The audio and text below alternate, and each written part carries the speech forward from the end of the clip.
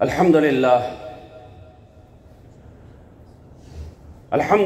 الذي كتب الإحسان على كل شيء وأعد للمحسنين جنات وأنهارا وأشهد أن لا إله إلا الله وحده لا شريك له خلق الإنسان أطوارا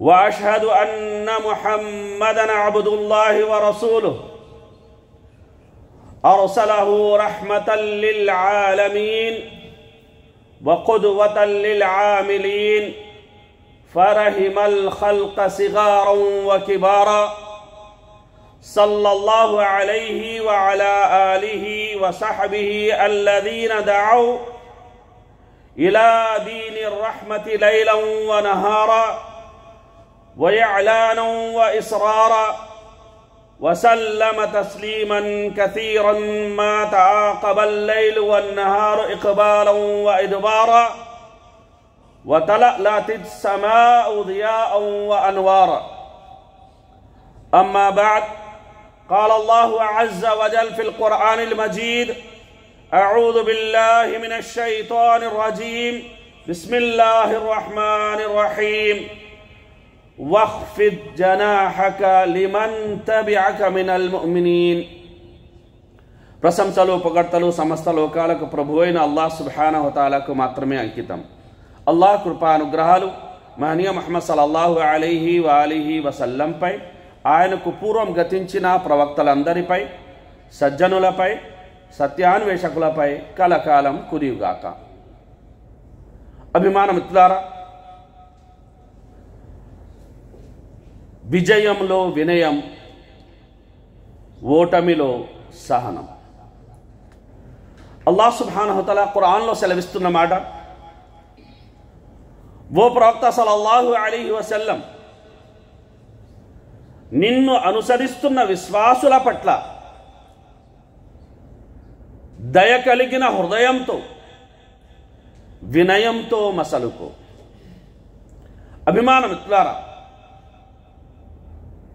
వినయం ప్రతి విశ్వాసి అవిభాజ్య లక్షణం.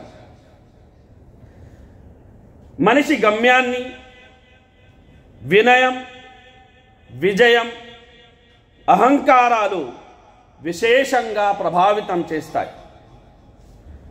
అతడి ఉన్నతికి, పతనానికి అవే నిజమైన హేతువులుగా పరిణమిస్తాయి. అనుకున్నది సాధిస్తే మనిషి ఆనందానికి అవధులుండవు. ఆత్మవిశ్వాసం రెట్టింపవుతుంది, ఎదుగుదలకు మార్గం సుగమమవుతుంది, మరింత బలం అనేది చేకూరుతుంది. నిజంగా మనిషి ప్రాపంచికంగానైనా పారలౌకికంగానైనా చేసే ప్రతి పని ఈ విజయం కోసమే. విజయాన్ని వినయంతో, అణకువతో, నమ్రతతో స్వీకరిస్తే అది యోగంగా పరిణమిస్తుంది. అహంకరిస్తే పతనానికి అది దారి తీస్తుంది. వినయం కలిగిన వారు విజయం, అహంకారాల చక్రబంధంలో చిక్కుకోరు. విజయ గర్వం ప్రమాదం, విజయ వినయం ప్రమోదం.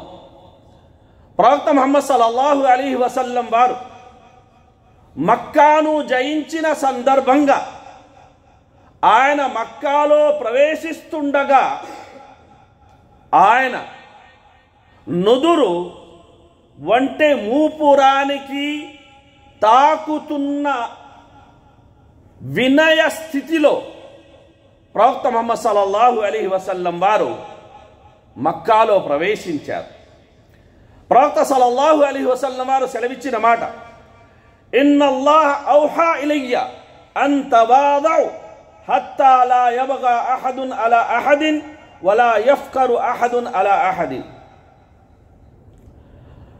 పరస్పరం అణకువతో, వినయంతో వ్యవహరించమని ఎవరు ఎవరి మీద గొప్పలు చెప్పుకోకూడదని, ఎవరు ఎవరి మీద అత్యాచారానికి పాల్పడకూడదని అల్లాహ్ సుబ్హానహు తఆలా నన్ను వహీ ద్వారా ఆదేశించాడు అని మహనీయ ముహమ్మద్ సల్లల్లాహు అలైహి వసల్లం వారు సెలవిచ్చారు.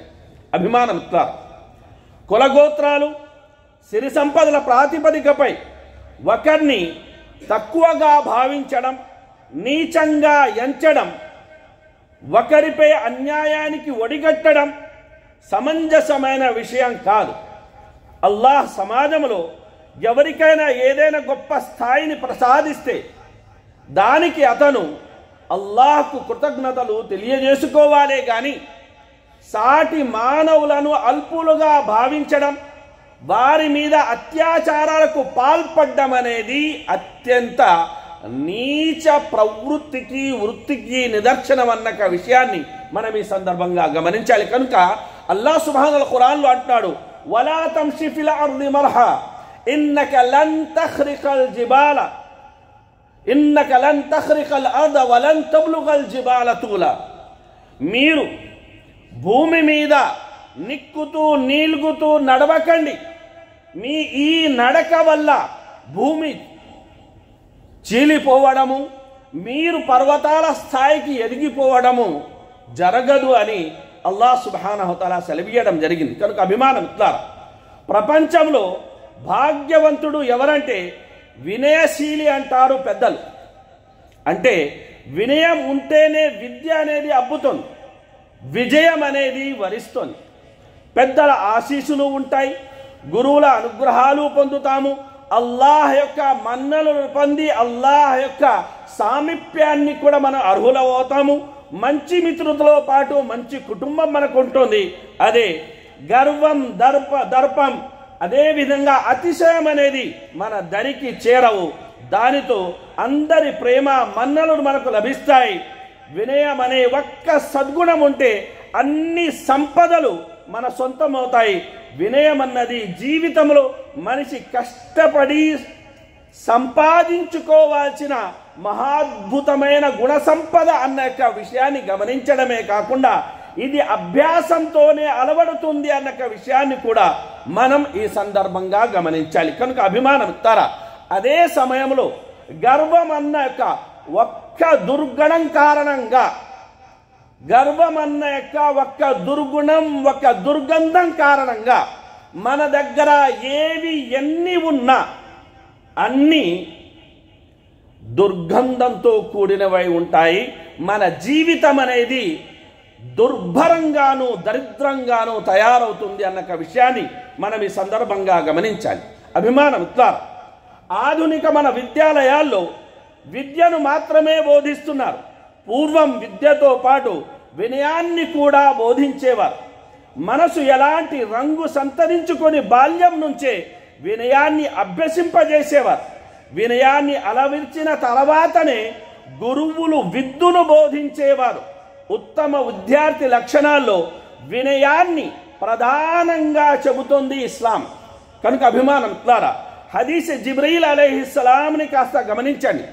విశ్వ ప్రవక్తలందరి నాయకుడు మహనీయ ముహమ్మద్ సల్లల్లాహు అలైహి వసల్లం దైవ దూతల నాయకుని వద్ద ఎంత వినయంగా ఆయన కూర్చున్నారు. ఆయన అడిగిన ప్రతి ప్రశ్నకి ఎంత మర్యాదగా, ఎంత గౌరవపూర్వకంగా ఆయన సమాధానం ఇచ్చారు అన్న విషయాన్ని మనం అనేది నెమరు వేసుకోవాలి. కనుక అభిమానం ఇస్తారు. గురువు నుండి కేవలం మనకు విద్య అబ్బుతుంది, వినయం అనేది మనం నేర్చుకోవడం లేదు అంటే అలాంటి విద్య అనేది పరిపూర్ణత్వానికి దోహదపడదు. కనుక గురువులను పాఠాలు చెప్పే యంత్రాలుగా భావించే వ్యవస్థ నుండి వినయశీలురు ఉద్భవించరు అన్నారు పెద్దలు. కనుక అభిమానం ఇట్లారా, ఖలఫ్ రహిమహుల్లాహ్ గారు సెలవిస్తున్నారు, జాఅనీ అహ్మద్ ఇబ్న్ హంబల్ యస్మౌ హదీస అబీ అవానా. అహ్మద్ బిన్ హంబల్, ఇమాం అహ్మద్ బిన్ హంబల్ రహిమహుల్లాహ్ ఒక వ్యక్తి దగ్గర ఒక హదీసు వినడానికి వెళ్ళారు. అప్పుడు ఆ కాలానికి ఆయన ఇమాం. మరి ఆ వ్యక్తి ఇమాం అహ్మద్ ఇబ్ను హంబల్ రహిమహుల్లాహ్ గారి రాకతో ఆయన గౌరవార్థం అనేది లేచి నిలబడాలని ప్రయత్నించాడు. దాన్ని వారిస్తూ ఆయన అన్నారు, లేదు లేదు, తమరు కూర్చోవాలి, తమరి దగ్గర నేను వినయంగా కూర్చొని విద్య నేర్చుకోవాలి. ఎందుకంటే ప్రవక్త సల్లల్లాహు అలైహి వసల్లం వారు మాకు ఆదేశించారు, ఎవరి వద్దైతే మనం విద్య అనేది అర్జిస్తామో వారి ముందర వినయంగా వ్యవహరించాలి అని ఆ సందర్భంగా ఆయన తెలియజేయడం అనేది జరిగింది. అభిమానం ఇస్తారు. అహంకారం అనేది ప్రతి మనిషిలోనూ సహజంగాను స్వాభావికంగాను ఉంటుంది. తాను గొప్పవాడిని కావాలనుకుంటాడు, ప్రతి మనిషి ముందు వరుసలో ఉండాలనుకుంటాడు, ఇది సహజం. అయితే గమనించండి మిత్రులారా, వినయం ఉంటే విషయం ఉంటుంది, వినయం ఉంటే విషయం ఉంటుంది, లేకపోతే వట్టి విషమే మిగులుతుంది అన్న విషయాన్ని మనం ఈ సందర్భంగా గమనించాలి. మనిషిలో వినయం ఉందనుకోండి, అతనికి ఒక విజయం లభించింది అంటే అది అల్లాహ్ ప్రసాదంగా అతను స్వీకరిస్తాడు. గెలుపోటముల్ని అల్లాహ్ అధీనంలో పెడతాడు. తనకు ప్రాప్తమైన ఏ విషయమైనా సరే అల్లాహ్ కృపతో మాత్రమే తనకు లభించింది అన్న యొక్క వినయపూర్వక అంగీకారం అనేది అతనిలో ఉంటుంది. కనుక అతను ఏమంటాడని, లా హౌల వలా కువ్వత ఇల్లా బిల్లాహ్. మంది బలమైనా సరే, ధన బలమైనా సరే, ఏ విధమైన బలాలైనా సరే, అన్ని బలాలకు మూలం ఎవరండి? అల్లాహ్ సుబ్హానహు తఆలా. ఆయన ప్రసాదించిన బలాలే ఇవన్నీ అన్న విషయాన్ని మనం ఈ సందర్భంగా గమనించాలి. కనుక ప్రవక్త సల్లల్లాహు అలైహి వసల్లం వారు సెలవిచ్చిన ఒక మాట ఏమిటంటే, దాన ధర్మాల వల్ల సంపదలో లోటు ఏర్పడదు, దాసుని మన్నింపుల వైఖరి వల్ల అతని గౌరవం అనేది మరింత అనేది మెరుగుపడుతుంది. అదేవిధంగా మనిషిలో అణుకువ, నమ్రత, వినయం అనేది ఉన్నట్లయితే అల్లాహ్ సుబ్హానహు తఆలా అతనిలో ఎంత అణుకువ ఉందో, ఎంత నమ్రత ఉందో, ఎంత వినయం ఉందో అంతే గొప్ప స్థాయికి అతన్ని తీసుకెళతాడు అని మహనీయ ముహమ్మద్ సల్లల్లాహు అలైహి వసల్లం వారు సెలవిచ్చారు. కనుక మన్ తవాదఅ లిల్లాహి రఫఅహుల్లాహ్. ఎవరు ఎంతగా అల్లాహ్ కోసం వినయాన్ని కలిగి ఉంటారో అల్లాహ్ సుబ్హానహు తఆలా వారిని అదే స్థాయిలో పై స్థాయిని కల్పిస్తాడు అని ప్రవక్త ముహమ్మద్ సల్లల్లాహు అలైహి వసల్లం వారు సెలవిచ్చారు. కనుక అభిమానం ద్వారా ప్రవక్త ముహమ్మద్ సల్లల్లాహు అలైహి వసల్లం దారమ్మిడి వెళుతూ చిన్న పిల్లలు కనబడితే వారి దగ్గర కూర్చొని వారిని ప్రేమగా పలుకరించి వారికి తానే స్వయంగా సలాము చేసి యోగక్షేమాలు తెలుసుకునేవారు. సోదరులారా, ఈరోజు పరిస్థితి ఎలా తయారైందంటే చిన్న పిల్లలకు సలాము చెయ్యాలంటే నామూషిగా భావిస్తున్నాం, అదేదో మన పెద్దరికానికి పెద్ద ఆటంకంగా మనం భావిస్తున్నాం. ప్రవక్త సల్లల్లాహు అలైహి వసల్లం చిన్న పిల్లల్ని ప్రేమగా పలుకరించేవారు. ఎంతో వినయంగా వారి ముందర ఆయన మోకాళ్ళు ఆనించి భూమి మీద కూర్చునేవారు. ఇంటిలో వెళ్ళిన తర్వాత భార్యతో సహకరించేవారు, ఇల్లు ఊడ్చేవారు, గిన్నెలు తోమేవారు. నమాజు సమయం అయిపోతే మాత్రం అన్నిటినీ వదిలేసి మస్జిద్ వైపునకు సాగిపోయేవారు. కనుక అభిమానం ఇట్లారా ప్రవక్త సల్లల్లాహు అలైహి వసల్లం వారి వినయాన్ని మనం తీసుకున్నట్లయితే ప్రవక్త సల్లల్లాహు అలైహి వసల్లం సహాబా మధ్య కూర్చొని వారిలో ఒకరిగా ఉండేవారు. ఎంతగా వారిలో కలిసిపోయి ఉండేవారంటే బయట నుంచి వచ్చే ఒక కొత్త వ్యక్తి ఎవరు దైవ ప్రవక్త అని అతను సందేహం అనేది పడేవారు. అప్పుడు సహాబా అందరూ కలిసి ప్రతిసారి ఈ సమస్య వస్తుందని ప్రవక్త సల్లల్లాహు అలైహి వసల్లం వారు తమ కోసం ఒక ప్రత్యేకమైన చోటు అనేది కేటాయించుకోవాలని చెప్పిన ప్రవక్త ముహమ్మద్ సల్లల్లాహు అలైహి వసల్లం వినయానికి ప్రాధాన్యత ఇచ్చారే కానీ అభిమానం ద్వారా ప్రత్యేక గుర్తింపుకి కాదు. అదేవిధంగా ప్రవక్త సల్లల్లాహు అలైహి వసల్లం జుమా వేదిక ఎక్కి ఆయన ప్రసంగం చేస్తున్నారు. ఒక వ్యక్తి వచ్చి చెప్పడం జరిగింది, అయ్యా చాలా దూరం నుండి ఒక బాటసారి వచ్చాడు, అయితే అతనికి తన ధర్మం ఏమిటో తనకే తెలియదు, ధర్మం గురించి తెలుసుకోవాలనుకుంటాడు, మళ్ళీ అతను ప్రయాణమై వెళ్ళిపోవాలి అని చెబితే ప్రవక్త సల్లల్లాహు అలైహి వసల్లం వినయం గమనించండి, వేదిక వదిలి ప్రవక్త సల్లల్లాహు అలైహి వసల్లం కిందకు దిగి వచ్చి ఆ వ్యక్తితో కూర్చుని ఆ వ్యక్తికి ధర్మం అంతా చెప్పి మళ్ళీ వేదికకి మిగతా ప్రసంగాన్ని ఆయన పూర్తి చేశారు. సోదరులారా, అదేవిధంగా అబూబకర్ రదియల్లాహు అన్హు గారు ఖలీఫా అయిన మీదట ఆయన ఓ యొక్క ప్రాంతం గుండా నడిచి వెళ్తుంటే ఒక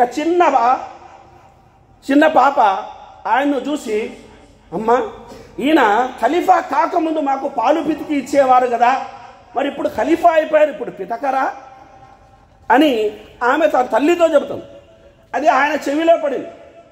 అప్పుడు ఆయన, అలా ఎందుకు అంటుకుంటున్నావు తల్లి, ఖచ్చితంగా నేను మీకు పాలు పితికి ఇస్తాను, నాకు ఈ పదవి లభించడం మూలంగా నాలో ఏదో మార్పు వచ్చేసిందని నేను భావించడం లేదు అని ఎంతో వినయంగా అబూబకర్ రదియల్లాహు అన్హు గారు వ్యవహరించారు. అదేవిధంగా ఉమర్ రదియల్లాహు అన్హు గారి జీవితాన్ని మనం తీసుకున్నట్లయితే, ఉమర్ రదియల్లాహు తాలా అన్హు షామ్ అంటే ఫలస్తీన్ ప్రయాణంలో ఒక నీటి ప్రవాహం వద్దకు చేరుకున్నారు. ఆయన వంటెపై నుండి దిగిపోయి తన పాద రక్షణను తీసి భుజం మీద పెట్టుకున్నారు. వంట యొక్క ముక్కుతాడుని పట్టుకొని నీటిని ఆయన దాటి వెళ్తున్నారు. అక్కడ జనసేన అంటే అక్కడ ఒక మామూలుగా సైన్య యొక్క సేనాని ఎవరైతే ఉన్నారో అబూ ఉబైదా, ఆయన తారసపడి, ఓ అమీరు మోమినీన్, మీరు ఇలా చేయడం ప్రజలు చూసే చాలా ఎబ్బెట్టిగా ఉంటుంది అన్నారు. అప్పుడు ఉమర్ రదియల్లాహు అన్హు గారు అగ్రహోదగ్రులు అవుతూ, ఓ అబూ ఉబైదా, ఇది నువ్వు కాక మరెవరని ఈ మాట చెప్పి ఉంటే నేను అతనికి మంచిగా బుద్ధి చెప్పేవాడను, మనం అత్యంత అవమానకరమైన జాతిగా ఉండేవాళ్ళం. అల్లాహ్ మనకు ఇస్లాం ద్వారా గౌరవాన్ని ఇచ్చాడు, కాబట్టి అల్లాహ్ ఎలాగైతే మన గౌరవాన్ని ఇచ్చాడో ఆ మార్గాన్ని కాకుండా వేరే మార్గాన్ని మనం అవలంబించినట్లయితే పరాభావం పాలు కాక తప్పదు, జాగ్రత్త అని ఆ సందర్భంగా తనలో ఉన్న వినయాన్ని ఆయన ప్రదర్శించడం అనేది జరిగింది. అదేవిధంగా హజరత్ ఉస్మాన్ రజియల్లాహు తాలా అన్హు గారి వినయాన్ని మనం తీసుకున్నట్లయితే, ఖలీఫా అయిన మీదట ఆయన నేల మీద మసీదులో పడుకుని, మట్టి నేల మీద మసీదులో పడుకుని ఉన్నారు. ఆయన పక్కలకు మట్టి అనేది అంటుకొని ఉంది. అదేవిధంగా ఆయన సవారీ మీద వెళుతూ తన వెనకాల తన బానిసను, తన పని మనిషిని కూర్చోబెట్టుకుని ఆయన తీసుకెళ్తున్నారు. సోదరులు, ఎంత వినయం గమనించండి. అదేవిధంగా అబ్దుల్లాహ్ బిన్ సలాం రదియల్లాహు అన్హు గారు, ఈయన గవర్నర్. అయితే గవర్నర్ అన్న గర్వం ఎక్కడ వస్తుందోనని అప్పుడప్పుడు ఆయన ఏం చేశారు, కట్టెల మోపు తల మీద పెట్టుకుని బజార్లో నడిచి వెళ్ళేవారు. ప్రజలందరూ ఆశ్చర్యపోయారు, ఏమిటి గవర్నర్ అయినా కట్టెల మోపు మోస్తున్నాడు ఏమిటి అని. ఆయన అనేవారు, నాలో అప్పుడప్పుడు కాసింత గర్వం అనేది అలా తొంగి చూస్తూ ఉంటుంది, ఆ గర్వాన్ని కూడా నేను తునాతునకలు చెయ్యాలన్న ఉద్దేశంతోనే అప్పుడప్పుడు ఇలా చేస్తూ ఉంటాను అనేవారు. అభిమానం గమనించండి. అదేవిధంగా ఉమర్ బిన్ అబ్దుల్ అజీజ్ రహిమహుల్లాహ్ గారిని తీసుకున్నట్లయితే, ఆయన కొందరితో సమావేశమై ఉన్నారు. రాత్రి సందర్భంలో దీపం మాటి మాటికి ఆరిపోతుంది. ఆయనే స్వతహాగా లేచి దీపాన్ని సరిచేసి వస్తున్నారు. అక్కడ ఉన్న ప్రజలు అన్నారు, అయ్యా అమీరుల్ మోమినీన్, మీరు మాకు అధినాయకులుగా ఉన్నారు, ఎందుకు మీరు మాటికి అనేది ఇబ్బంది పడ్డాము, ఆ పని మేము చేస్తాం కదా అంటే, ఆ సమయంగా ఆయన చెప్పిన మాట ఏం తెలుసా, అయ్యా ఇలా చేయడం వల్ల నాకు జరిగిన నష్టమేమిటి, నేను దీపాన్ని సరిచేయడానికి వెళ్ళినప్పుడు ఉమర్ బిన్ అబ్దుల్ అజీజ్ని సరిచేసి వచ్చి కూర్చున్న తర్వాత కూడా నేను ఉమర్ బిన్ అబ్దుల్ అజీజ్ని. సుబ్హానల్లాహ్. అదేవిధంగా ఒకసారి ఒక వ్యక్తి ఆయన్ను ఓ అల్లాహ్ ఖలీఫా అని పిలిచాడు. ఆయన అన్నాడు, చూడవయ్యా, ఇలా పిలవకు, నా తల్లిదండ్రులు నాకు ఒక పేరు పెట్టారు ఉమర్ అని, నేను నా కోసం ఒక పేరుని ఎంపిక చేసుకున్నాను అబూ హఫద్ అని. నా పేరుతో పిలుచు, పలుకరిస్తాను, నేను పెట్టుకున్న పేరుతో పిలువు, పలుకరిస్తాను. అలాగే మీరు మీ యొక్క వ్యవహారాలకు కాదు, నన్ను అధిక నాయకునిగా చేసుకున్నారు కనుక అమీరుల్ మోమిన్ అని కూడా పిలువు, నేను పలుకరిస్తాను. అయితే ఖలీఫతుల్లాహ్ ఫిల్ అర్ద్ ఈ మాట అనకు, దానికి నేను అర్హుడను కాను అని ఎంతో వినయంగా ఆయన ఆ సందర్భంగా తెలియజేయడం అనేది జరిగింది. అదేవిధంగా అభిమానం ఇబ్ను తైమియా రహిమహుల్లాహ్ గారి వినయాన్ని మనం తీసుకున్నట్లయితే, ఇబ్ను బజ్జార్ రహిమహుల్లాహ్ గారు చెప్తున్నారు, ఇబ్ను తైమియా లాంటి వినయశీలిని నేను నా జీవితంలో చూడలేదు. పెద్దవారైనా చిన్నవారైనా ధనికులైనా పేదవారైనా అందరికీ సమాన గౌరవం ఇచ్చేవారు. పేద గుణవంతులు ధార్మిక వ్యక్తులను గౌరవించి వారి అవసరాలను తనే మోసుకెళ్లి సహాయం చేసేవారు. ఎవరు వచ్చినా ప్రశ్నించేవారు. స్త్రీలైనా పురుషులైనా, పల్లెవాసైనా పట్టణవాసైనా అందరితో చిరునవ్వుతో ప్రేమతో మాట్లాడేవారు. ఎప్పుడూ ఎవరిని కఠినంగా తిరస్కరించలేదు, కర్కశంగా మాట్లాడలేదు అని చెప్తున్నారు సోదరులారా. కనుక నేను స్వతహాగా నా కళ్ళతో చూసిన ఒక సంఘటన మీకు చెప్తున్న, మస్జిదే నబవి సల్లల్లాహు అలైహి వసల్లం ఈరోజు ఆయన యొక్క స్థాయి గొప్ప స్థాయి, ఉస్తాద్ ఆయన. అబ్దుల్ రజాక్ బిన్ అబ్దుల్ ముహ్సిన్ అల్ అబ్బాద్ అభిమన్ అల్ బదర్ అని కూడా. ఈయన యొక్క సమావేశంలో నేను పాల్గొన్నాను.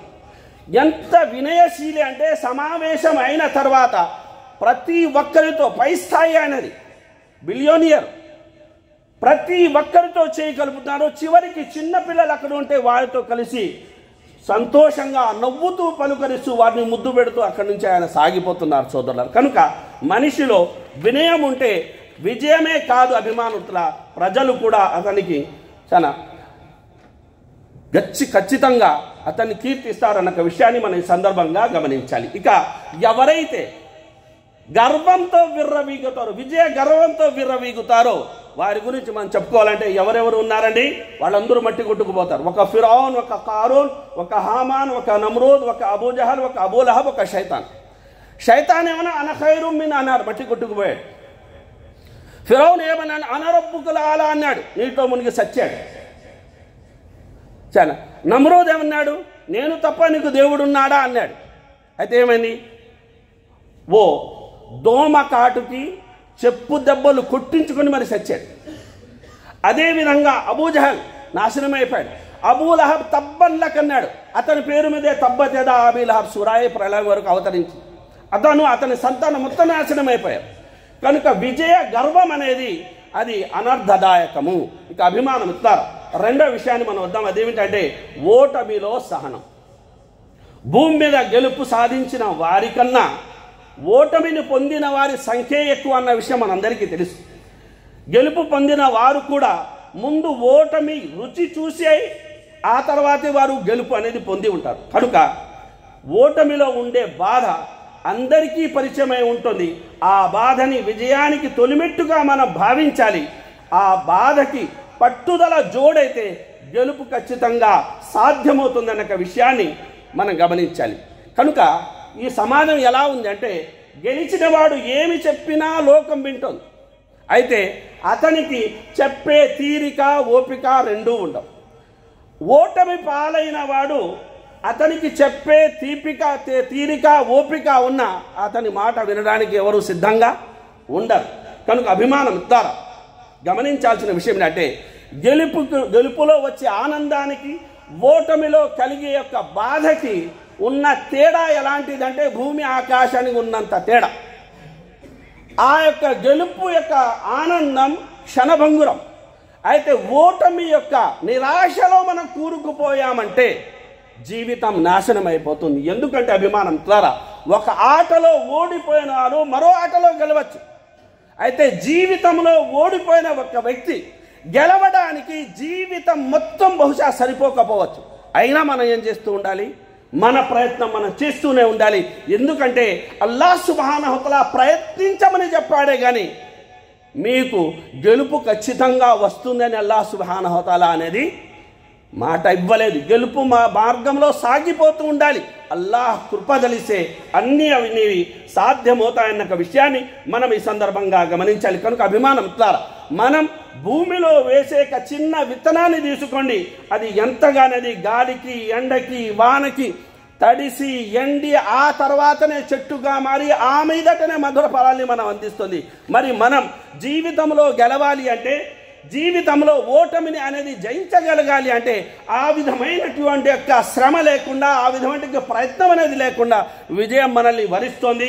విజయం మన యొక్క పాదాక్రాంతం అవుతుంది అంటే అది హాస్యాస్పదం అవుతుందే తప్ప నిజం కాదు. ఎందుకంటే అభిమానం ద్వారా కష్టం లేకుండా వచ్చే విజయం ఏదైతే ఉందో అది మనకు గుర్తింపు ఇవ్వదు, అదే విధంగా దానికి విలువ ఇవ్వదు. రెండవది మనం కూడా దాన్ని గౌరవంగా చూడం. ఎందుకంటే తెలుసు ఎలానే ఇట్టే వచ్చి పడిపోయింది అని. కనుక అభిమానం ద్వారా ఏది మనం సాధించాలన్నా మన కష్టపడాలి. కనుక అల్లాహ్ సుబ్హానహు వ తఆలాతో మనం అన్ని సమయాల్లో దువా చేస్తూ ఉండాలి. ఇంకా అల్లాహ్ సుబ్హానహు వ తఆలా అన్నారు, మీరు ఒక ఓటమ స్థితిలో ఉన్నారు, ఒక కష్ట స్థితిలో ఉన్నారు, ఒక బాధా స్థితిలో ఉన్నారు, ఏం చేయాలి? మీరు వస్తఈను బిస్సబ్రి వస్సలాహ్ ఇన్నల్లాహ మఅస్ సాబిరీన్, మీరు నమాజు మరియు సహనం ద్వారా నా యొక్క సహాయాన్ని కోరండి. నిశ్చయంగా అల్లాహ్ సుబ్హానహు వ తఆలా సహనవంతులకు తోడుగా ఉంటాడు. సుబ్హానల్లాహ్. అల్లాహ్ సుబ్హానహు వ తఆలా తోడే మనకుంటే ఇంకా దేని యొక్క బాధ మనకు పడాల్సిన అవసరం అనేది ఉండదు. కనుక అభిమానం ఇట్లారా మనం ఈ ప్రపంచాన్ని మొత్తంగా మార్చలేం. దేశాన్ని మార్చగలమంటే అది సాధ్యం కాదు. రాష్ట్రాన్ని మార్చగలమంటే అది కుదరదు. జిల్లాను మార్చేద్దామంటే అది కూడా సాధ్యపడదు. గ్రామాన్ని మార్చగలమంటే అది కుదరదు. ఆఖరి మన కుటుంబ శాంతాన్ని మార్చుకుందామంటే కూడా కుదరదు. అయితే మనల్ని మనం మార్చుకోగలం. అల్లాహ్ ఆ యొక్క శక్తి మనకి ఇచ్చాడు. కాబట్టి మార్పు అనేది మన నుండి మొదలవ్వాలి. విజయం మనలో వినయాన్ని కలుగజేయాలి. ఓటమి మనలో సహనాన్ని కలుగజేయాలి. ఈ జీవితం అనేది వడ్డించని విస్తరి కాదు గనుక, కష్ట సుఖాలు అనేది జీవితంలో సహజంగా వస్తూ వెళుతుంటాయి గనుక, మనకు ఒక ఆనంద సమయం గడిపే వేళ అనేది లభించినప్పుడు, ఒక విజయం లభించినప్పుడు వినయంగా వ్యవహరించాలి. అదే ఒక కష్టము, ఒక నష్టము, ఒక బాధ, ఒక రోగము, ఒక ప్రమాదము, ఒక ఓటమి అనేది మనకు ఎదురైనప్పుడు మనం అంతే సహనంతో, స్థైర్యంతో, విశ్వాసంతో, స్థిత ప్రజ్ఞతతోటి, సమయస్ఫూర్తితోటి మనం వ్యవహరించి ఆ సమస్యల సుడిగుండాన్ని ఎలా దాటాలి అని ఆలోచించి విజయాన్ని మనం సొంతం చేసుకునేంత వరకు శ్రమిస్తూనే ఆగకుండా నిరంతరాయంగా కష్టపడుతూనే ఉండాలి. అల్లాహ్ సుబ్హానహు తఆలా సెలవిచ్చినట్టు వఅల్లైస లిల్ ఇన్సాని ఇల్లా మా సఆ. మనిషికి ఏం దక్కుతుంది అంటే అతను పడిన కష్టానికి ఫలితమే దక్కుతుంది. అది చేదు ఫలితం కావచ్చు, మంచి ఫలితం కావచ్చు. కాబట్టి మన ప్రయత్నం ప్రాపంచిక జీవితాన్ని మంచిగా జీవించే పరలోకంలో స్వర్గాన్ని పొందాలి అనేది ఉండాలి. ఎందుకంటే ఫమన్ జుహ్జిహ అనిన్ నారి వ ఉద్ఖిలల్ జన్నా ఫఖద్ ఫాజ్. ఎవరైతే నరకాగ్ని నుండి కాపాడబడి స్వర్గంలో ప్రవేశింపజేయబడతారో వారే విజేతలు, వారిదే విజయం. కనుక స్వర్గాన్ని పొందడం విజయమైతే నరకం పాలవ్వడం ఓటమి. కనుక ప్రాపంచిక ఎన్ని ఓటములు పర్వాలేదు, దాటుదాం. అయితే పరలోక ఓటమి పాలు కాకూడదు. ఎందుకంటే అది భయానక నరకం, అతి చెడ్డ నివాసం. అల్లాహ్ సుబ్హానహు తఆలా మనల్ని స్వర్గవాసుల జాబితాలో చేర్చి ప్రాపంచిక జీవితంలో ధర్మ మార్గాన నడుస్తూ సత్యబద్ధమైన రీతిలో విజయాన్ని సొంతం చేసుకునే అల్లాహ్ సుబ్హానహు తఆలా సౌభాగ్యాన్ని మనకు ప్రసాదించాలి. ఓటములను అధిగమిస్తూ సత్య బాటన చివరి శ్వాస వరకు మనం స్థిరంగా ఉండేలా అల్లాహ్ సుబ్హానహు తఆలా దీవించాలని మనఃపూర్వకంగా వేడుకుంటూ నా మాట నేను పూర్తి చేస్తున్నాను. ఆమీన్. బారకల్లాహు లనా వ లకుం ఫిల్ ఖురానిల్ హకీమ్ వ నఫఅని వ ఇయ్యాకుం బిల్ ఆయాతి వ జిక్రిల్ హకీమ్ ఇన్నహు తఆలా గఫూరుర్ రహీమ్.